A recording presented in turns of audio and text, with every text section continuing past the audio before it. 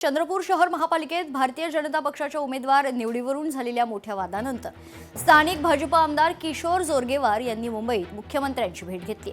भाजप 4 जानेवारीला महापालिका निवडणुकीसाठी प्रचाराचा नारळ चंद्रपुरातून फोडणार असल्याची माहिती जोरगेवारांनी दिली आहे। देवी महाकालीचं दर्शन आणि आशीर्वाद घेऊन चंद्रपुरात रोड शो करणार असल्याचं जोरगेवार यांनी सांगत मुख्यमंत्र्यांनी निमंत्रण स्वीकारल्याचंही त्यांनी सांगितलंय।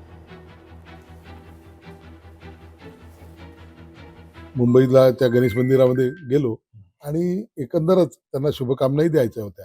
सोबतच चंद्रपूरला त्यांना यावं या प्रचाराच्यासाठी म्हणून ही विनंती सुद्धा केली। त्यांना आम्ही विनंती केली की आपला हा महानगरपालिकेचा जो प्रचाराचा शुभारंभ आहे तो झंझावात तुम्ही निर्माण करणारा प्रचार आपण या ठिकाणाहून चंद्रपूरच्या मातेच्या नगरीतून, सेवेच्या नगरीतून, शक्तीच्या नगरीतून या ठिकाणी परिवर्तनाच्या नगरीतून आपण सुरू करावा ही आमची त्या ठिकाणी भूमिका होती आणि ती त्यांनी मान्य केलेली आहे। 4 तारखेला सकाळी ते रोड शोच्या निमित्त करणार आहेत चंद्रपूर आणि प्रचार महाकालीचं देवीचं दर्शन करून ते प्रचाराला सुरुवात करणार। ठाकरे सेनेचे 3 उमेदवार नॉट रिचेबल आहेत। जळगावच्या ठाकरेच्या शिवसेनेनं खरं तर हा आरोप केलाय। महायुतीकडून ठाकरेंच्या शिवसेनेच्या उमेदवारांवर दबाव टाकला जात असल्याचा आरोप ठाकरेंच्या शिवसेनेचे जिल्हा संपर्क प्रमुख संजय सावंत यांनी केला। कुठे आहे ते आम्हाला सुद्धा माहीत नाही।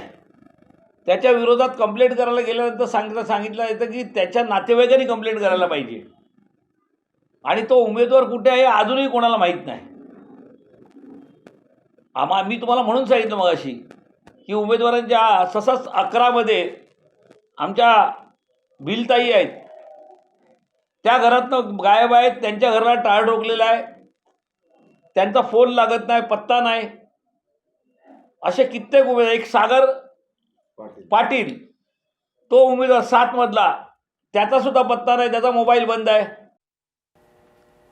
बेरोजगार तसेच स्पर्धा परीक्षेची तयारी करणाऱ्या तरुणांनी छत्रपती संभाजीनगरातील क्रांती चौक परिसरात भव्य आंदोलन पुकारले। पीएसआय भरतीसाठी वयोमर्यादा वाढवावी तसेच 1 वर्षाची मुदतवाढ देण्यात यावी या प्रमुख मागण्यांसाठी विद्यार्थ्यांनी मोठ्या संख्येनं गर्दी केली आहे। घोषणाबाजी करत शासनानं तात्काळ निर्णय घ्यावा अशी जोरदार मागणी आंदोलक तरुणांनी केली। विद्यार्थ्यांच्या आंदोलनाचा आढावा घेतलाय लोकशाहीचे प्रतिनिधी सचिन बडे यांनी। पाहूयात। छत्रपती संभाजीनगरमध्ये बेरोजगार आणि स्पर्धा परीक्षेची तयारी करणाऱ्या तरुणांनी आंदोलन सुरू केलेलं आहे।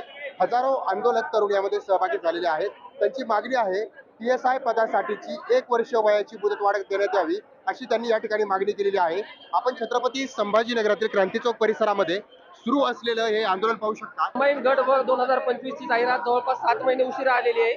त्यामुळे विद्यार्थ्यांची अशी मागणी आहे की ही जाहिरात उशिरा आल्यामुळे बरेच विद्यार्थी जे आहेत ते एजबार झालेले, त्यांचं वय जास्त भरत आहे। तर विद्यार्थ्यांची मागणी आहे की परीक्षेसाठी 1 वर्षाची वयवाढ देण्यात यावी एवढ्या वर्षासाठी। आणि सर जागाही खूप तुटपुंज्या जागा आहेत।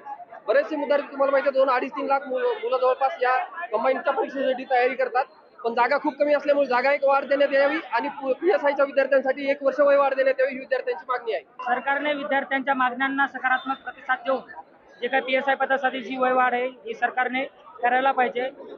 जवळपास 70 ते 80+ जे काही खासदार, आमदार किंवा मंत्री वगैरे असतील किंवा इतर पक्षाचे नेते, सरकारच्या सुद्धा पक्षातील नेते आहेत, त्यांनी सुद्धा अशा पद्धतीची मागणी केलेली आहे। पण लाडक्या सीएम साहेबांनी आमच्या मागणीला अजून आतापर्यंत तरी सकारात्मक प्रतिसाद दिला नाही। त्यामुळे आम्ही हा आंदोलनाचा पवित्रा उचललेला आहे। पीएसआय परीक्षेची जी काही तारीख आहे म्हणजे वयोमर्यादा आहे ती वाढवून देण्यात यावी ही मागणी केली जाते। तर 1 वर्ष मुदतवाढ देण्यात यावी ही देखील मागणी आहे, यांची जोर धरू लागली आहे। सचिन बडे, लोकशाही मराठी, छत्रपती संभाजीनगर। बीडमध्ये प्रेमलता पारवे यांनी नगराध्यक्ष पदाचा पदभार स्वीकारला। आमदार विजयसिंह पंडित यांच्यासह नगरसेवकांची प्रमुख उपस्थिती पाहायला मिळाली। नगराध्यक्ष पदासह युतीचे मिळून 22 नगरसेवक आहेत।